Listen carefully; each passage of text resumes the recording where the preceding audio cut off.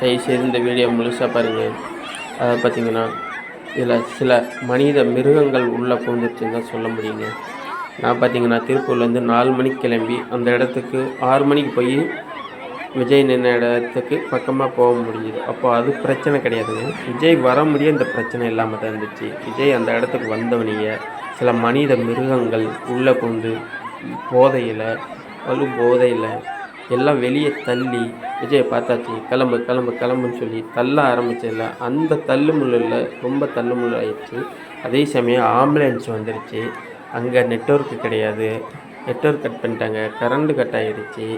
Ambulance வந்தோடனே நெருக்கடி அதிகமாகிடுச்சு. இந்த குறுகலான ஒரு இடத்துல கடைசியில் யார் போட்ட சதின்னு தெரியல, கடைசியில் மனித உயிர்களை காவு வாங்கிட்டாங்க. இதுபோல் தயவு செய்து அடுத்த முறை அது எந்த கட்சியாக வேணுமாலும் இருக்கட்டுங்க, இடத்த ஒதுக்குங்க.